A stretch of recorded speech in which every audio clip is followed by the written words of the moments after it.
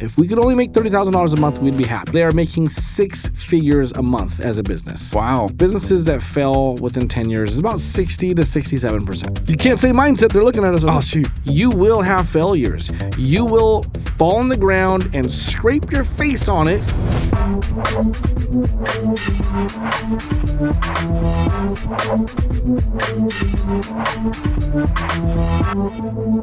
Welcome to the Entrepreneurial Experience. I am the co-host, Coach Joe with ActionCOACH, and we have over here Jared Taylor with JT Visual, spelled without the I because more meets the I, and we are so happy that you're here.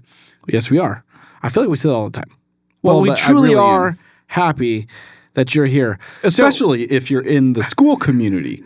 That's true. Because that's where you can actually contribute to the hive that we have. Be That's a true. bee that contributes. Don't just consume. Right. It's called the hive because we want you to be a bee so you can contribute. Well, anyways, look, today we had a list of things that we wanted to talk about, and we were severely beat down by a production team because it had to do with mindset again. No, set mind. Set mind. We're taking a unique twist today. I had a whole thing prepared to bring to the table, but a couple of things happened today with some of my clients. I will keep my clients' names out of it, their businesses out of it, but I wanted to talk about something that happened that really triggered something in me to really pay attention and to preach a message about consistency. Okay. Do you want to hear the story? I do. And I haven't heard this, so this is real time. Here we I go. was trying to tell him. He's like, stop telling me. I want my responses to be authentic. Yeah. But I had to kind of give it away because, again, our producer was saying, mindset again? I'm looking at her over there. Yeah, so this is yet another mindset podcast from entrepreneurs. But this is real time. So I was on a coaching call today with one of my clients that I've had for over 5 years.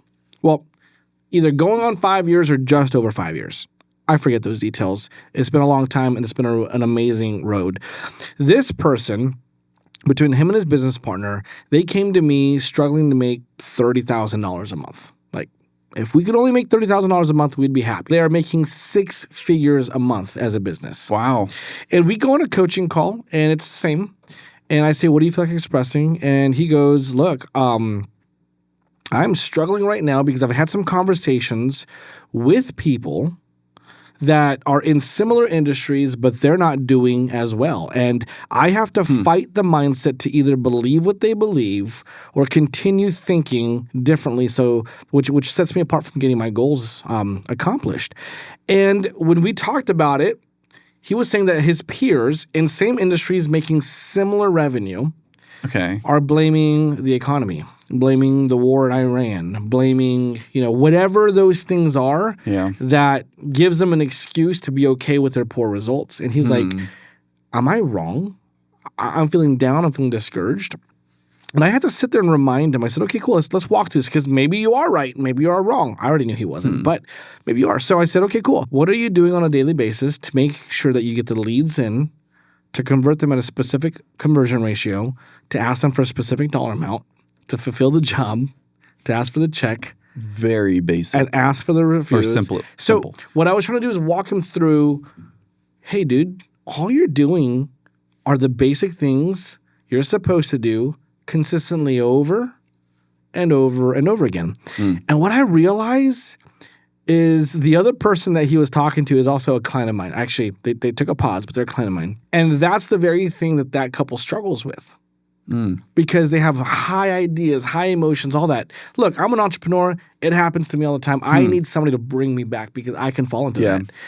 But this individual that I was talking to today is a very disciplined individual. And even though everybody was getting those big monthly results way before he did, he just kept doing the whole, turtle approach to it. Just the same thing over and over again, the right things over and over again, the right things over and over again, day in, day out, consistently. Do you see what I'm saying? Yeah, I like turtles. My son's obsessed with turtles. But yeah, that's my personality is actually turtle, so I'm hoping that's a good thing. Well, it is, because in this case, it's really not about him doing anything different, not him getting lucky, not him having the wrong mindset about business. He has the right mindset of business, which is clear the noise around you. You know what to do. Keep doing over and over and over again. Remember that mindset graph about above and below the point of power? Yeah. It's just yeah. that. How can you take accountability every single day for what you could do? Let me see if I remember. Okay, and then for the listeners, there's a point of power. Think of it in the middle. And then if you're below the point of power, then you're always blaming people. You're always making excuses or in denial and or. But if you are someone of authority and power, and power in a good way, like does the situation control you or do you control the situation, is ownership, taking ownership. You're above the point of power. Accountability, self-accountability, and then responsibility.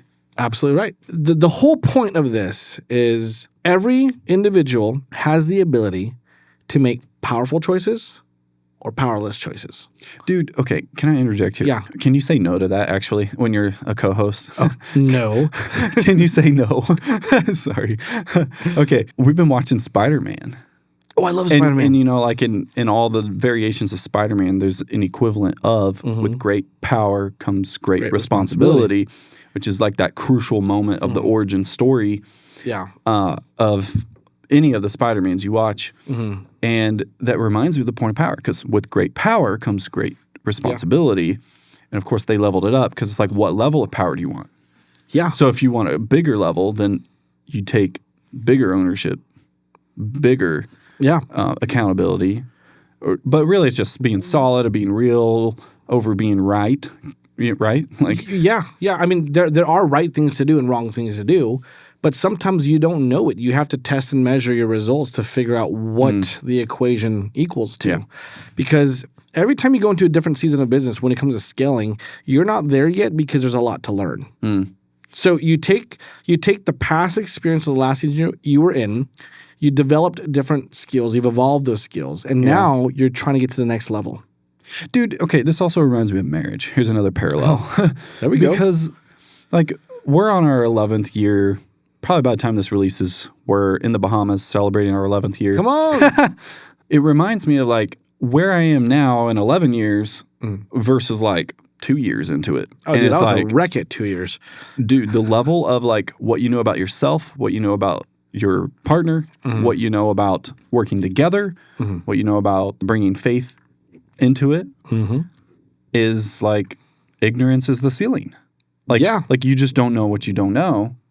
And you hit that ceiling, but over time, as you're consistent, dude, just like the mindset of your story. You can't say mindset; they're looking at us. Oh shoot! Like, all right, mindset counter. Yeah, I want you to make a graphic, and then count every time we say mindset.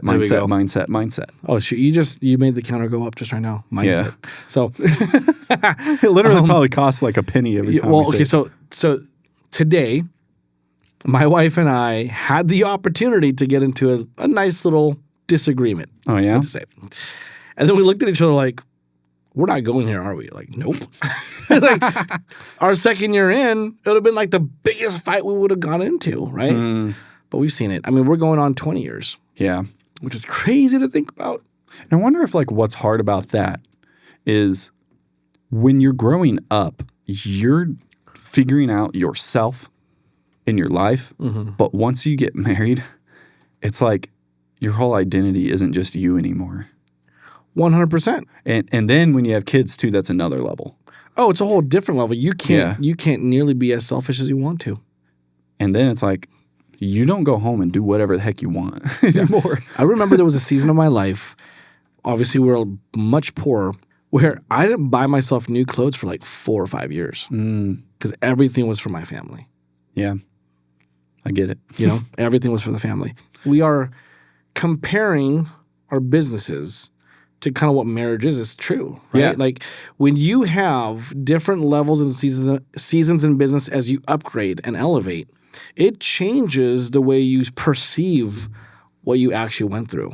Yeah. You realize that the problems that used to be your problems are the things that you're gaining victories in, and now there's a new set of challenges that are coming.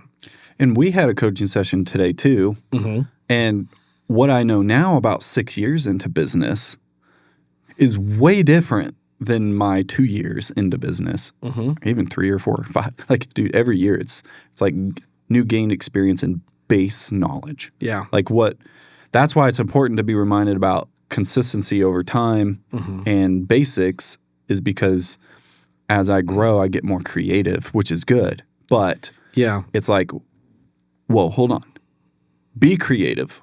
But you also need to make sure you're consistent with this or that. And then and now as I'm surrounding myself with high-level entrepreneurs, I'm learning from them by hanging out with them, and it's setting up the environment of successful business people, and that's really like this whole podcast too, which I love. Is now we can.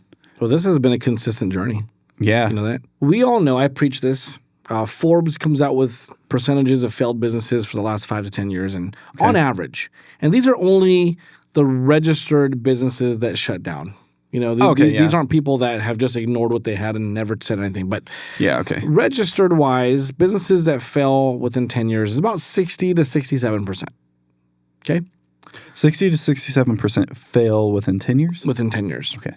Now, this is Forbes. They're very conservative with it because these are like, you started your LLC and then you registered with the IRS and said, I'm shutting it down. And some people could just be registered as an LLC, but they only did that not to start a business, but to just protect themselves as a practicing person maybe. Either that. But they probably took that into consideration.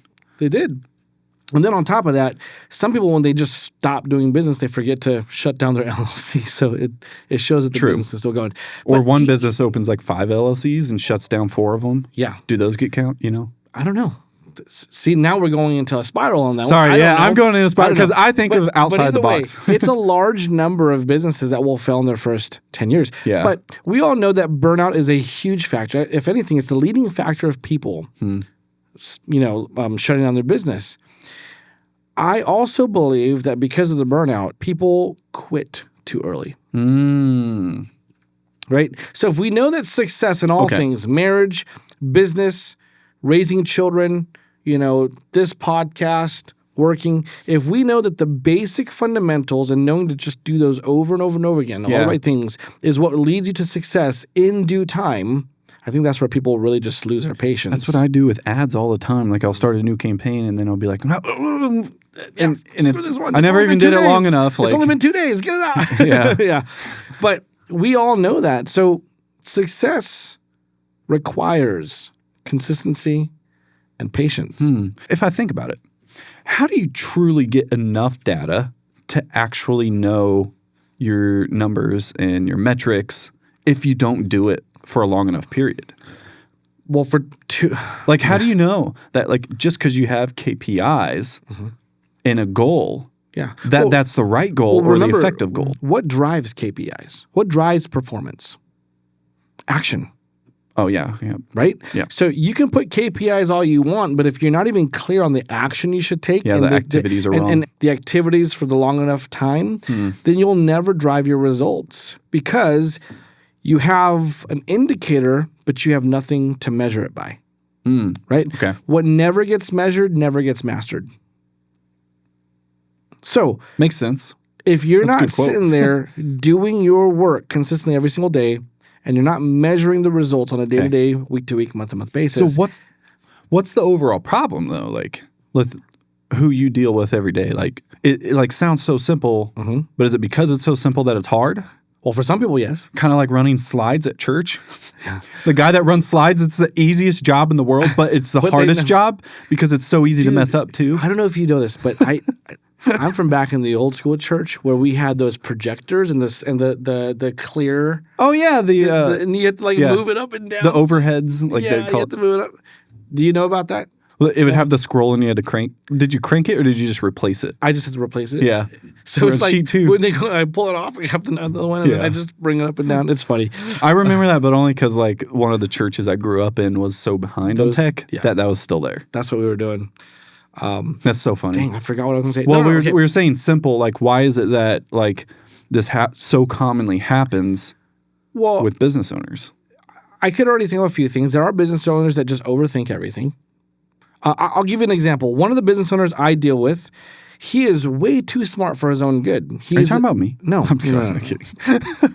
One of these business owners named Jared Taylor. No, way too smart for their own good. So where it's like, yes, this company did everything wrong, so I fired them. This everything wrong, I fired them. And it's like, okay, who's going to do it? I'll do it. And then it's like, well, you also have to do the technician work. You have to do the management work and the leadership work. When do you have time now to become a marketing expert? But in their mind, they are. So it stops them. Some people just overthink it. Some people don't know that you must make calculated risks or calculated investments to see a return. And sometimes those investments, you can't afford it right now, logically. But if you don't make it, you're not going to get anywhere. Something you told me that's making a difference, I think, is focus. Focus on what matters and let go of the rest. But then you added to it and you said, focus on it longer. Because you're building this momentum.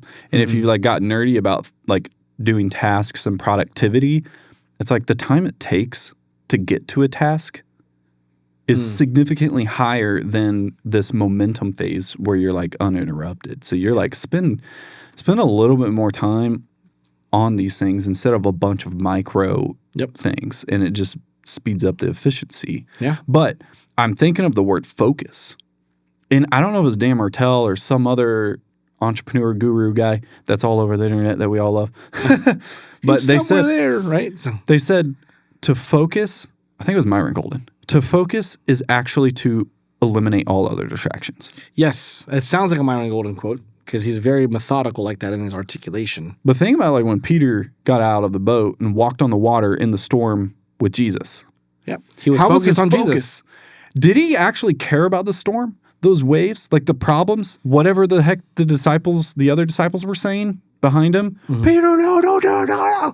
You know, whatever, however that, there was a lot of noise. But his signal, like there's signal to noise ratio, his signal was to stay focused.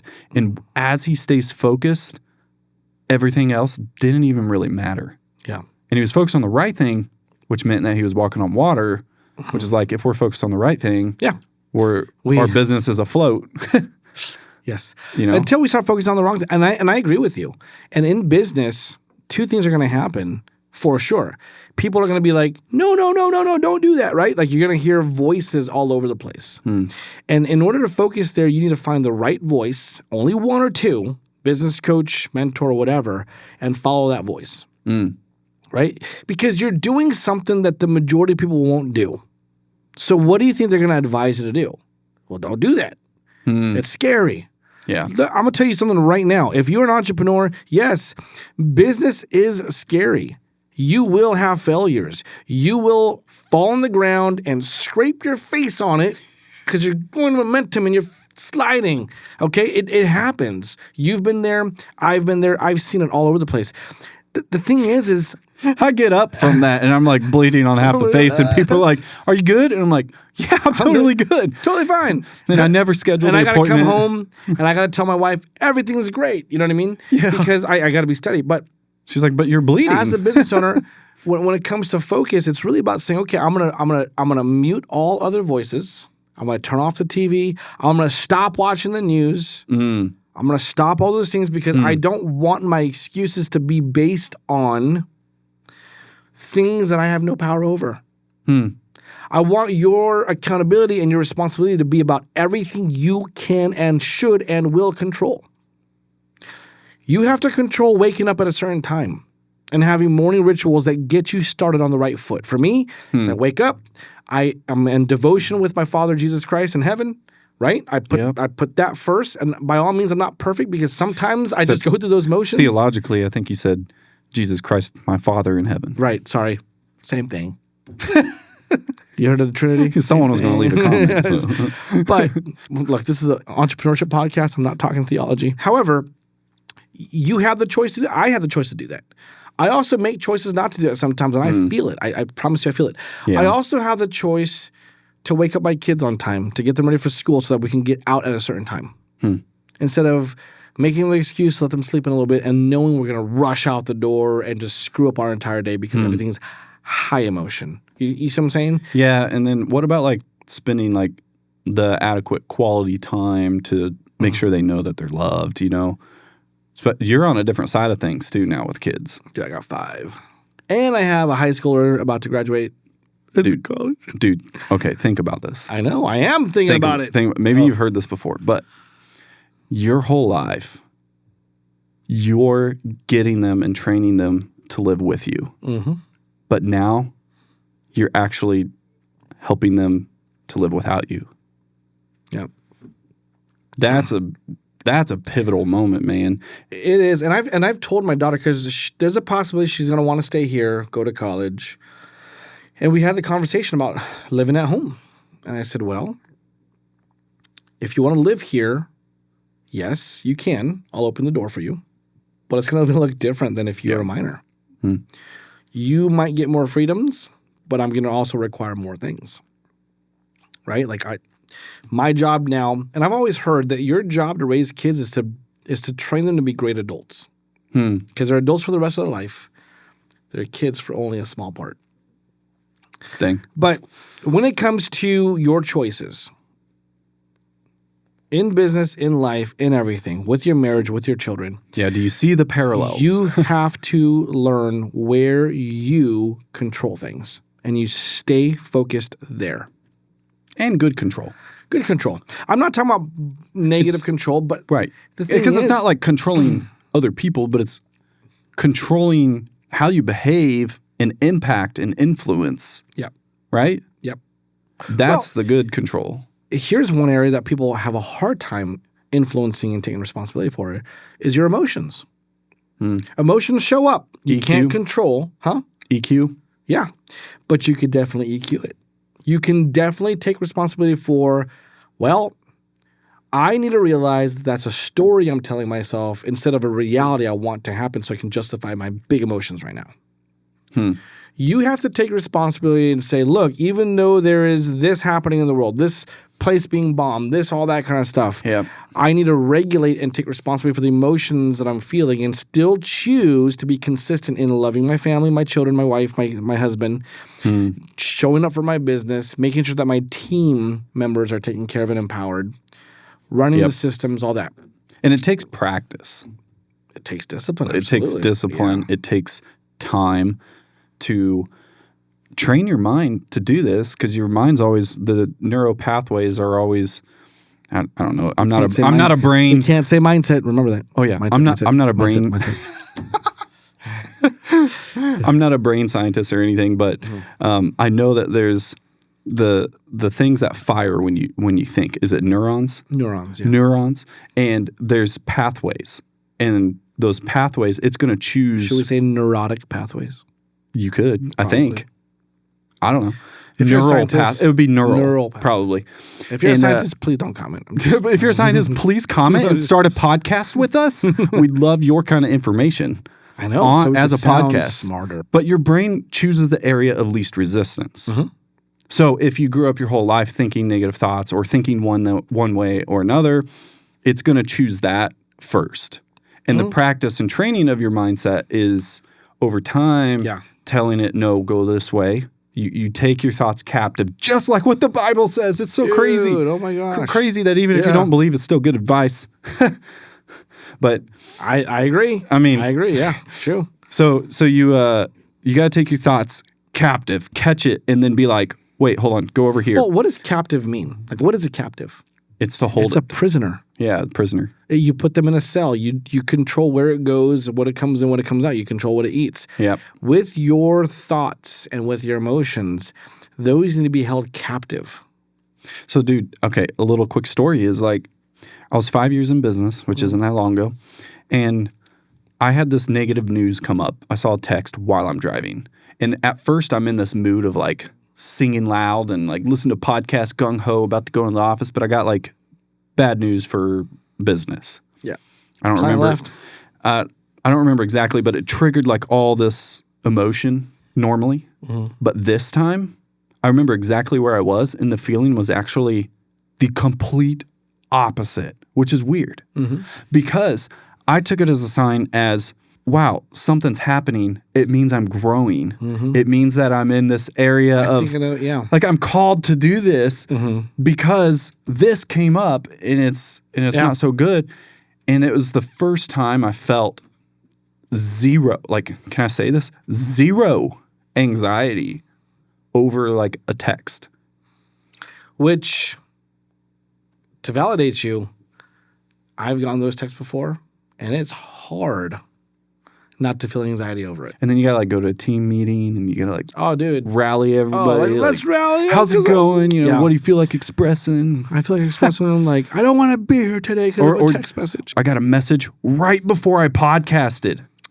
I've gotten those. That's dangerous. It is. That's gonna impact your mood when you podcast and your energy. But I was able to, that one, like I felt it a little bit, but I was able to. Well, we got a text message that says, don't talk about mindset. Just joking. But I'm just saying, like, over time, the practice can make a big impact. Oh, yeah. And when you look back, that's when you go, 100%. Man, 100%. This is so good. And then, so your client, was it like going back to some of those basics and being reminded of being consistent in those simple tasks? Absolutely. So when he reached out, obviously it was a coaching client, it wasn't about being down. It was just like, Coach Joe, like, help me to figure out if I'm wrong or not. I'm getting all these people saying these things and they're sucking right now, or they have a lot of negative things to say about their business. But here I am. I made the best month ever. What's going on? And all I had to do is go back, well, did you do this? Did you do this? Did they? No. Did you? Yes. Right? Wow. And it's like, and I was like, okay, cool. So tell me what you got out of this coaching session. I'm doing the right things that suck doing. I don't know how you say it. I'm doing all the right things that really suck when I do it. Not that they do a bad job. Right. It's just hard to do. Who likes to do those small mundane things, right? As an entrepreneur, we want to create. Once we have something going, we're like, we'll forget that really important. Let's go over here, right? Yeah. But no, he stays consistent. What is he staying consistent at? Leads come in, he calls them or reaches out to them within a minute, or his team. When an estimate goes out, they follow up at least 25 times before they say, okay, it's dead. They get an answer. They order the materials right time. They put together an action step and instructions for their technicians because it is somewhat custom. Like, it's just boom, boom, boom, boom. And I'm like, okay, cool. Do you do that all the time? Yeah, all the time. I was like, well, then that's why you had the best month of your life. That's what sets them apart. The willingness to do the things nobody's doing, which is actually, to my surprise, listening to this, is the basics. The basics. And it's like, it is all fundamentally there. I remember I didn't do that so well as an entrepreneur. We grew to like amazing levels in business. And then I got news from our dispatch and CSR. They're like, hey, leads are drying up. And I'm like, blaming this, blaming that. Yeah. Google sucks, Yelp sucks, all this kind of stuff. And then about 2 months in, because it takes me a while to realize it's my fault. So I'm like, wait a minute, hold on. When I first started this business, I used to do this, and this to get qualified leads. And I stopped about 80% of them. And I've been coasting. I got to get my butt back to work. But I stopped becoming the technician. I got right into management and leadership mode. You're spending more time here, which means you're spending less time somewhere else. In that scenario, like what was one of the things that you weren't on the field? What was the thing that you had to let go of? I had to let go of being the main technician. Which meant that did you already have someone else? Did you have to hire someone else? I did. It's just I didn't know that person's potential until I walked on. Okay.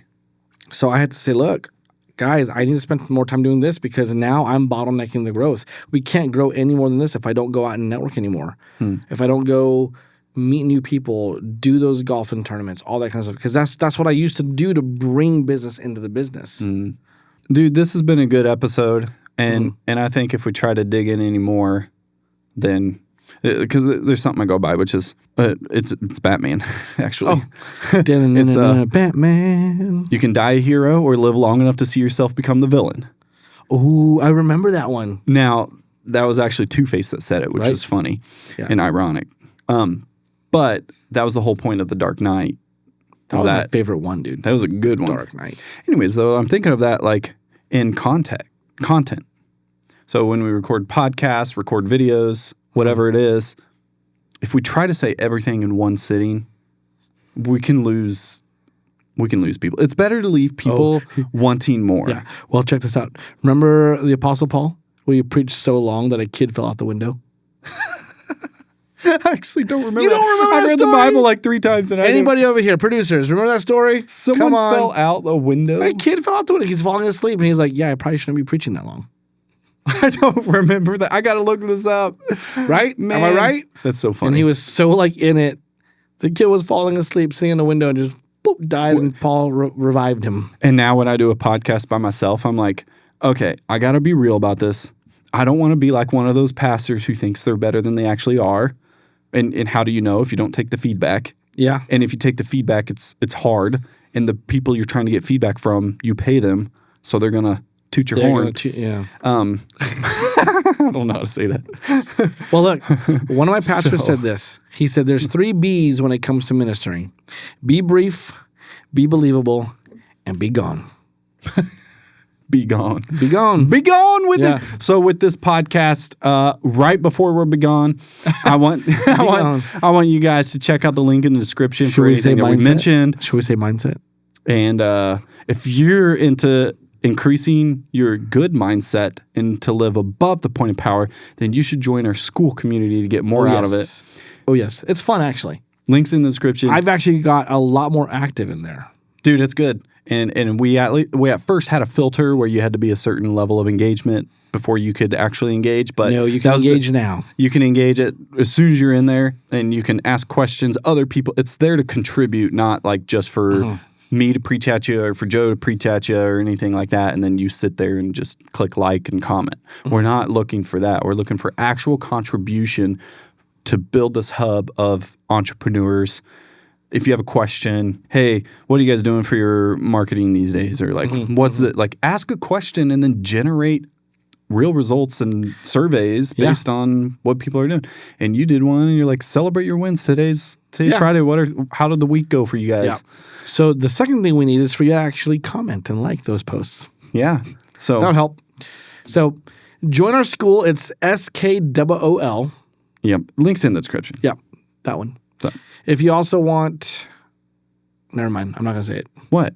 I forgot. I literally forgot what I was going to say. So I stopped saying So if you're tired of forgetting, you need some Neuro. NeuroGum. Not a sponsor. I'm kidding. We do need a sponsor for NeuroGum. We can get an affiliate link. NeuroGum. We will shout out for free NeuroGum. How about that? It's really expensive. All right. Here's a suggested pack that I recommend. Links in the description for real. Yeah. It'll help support the show. Amen. Well, guys, stay strong. And keep on keeping on, even when it's boring. Or mundane. Or simple. Your mindset. All right. Peace out, guys. Peace out. Peace out. Broccoli out.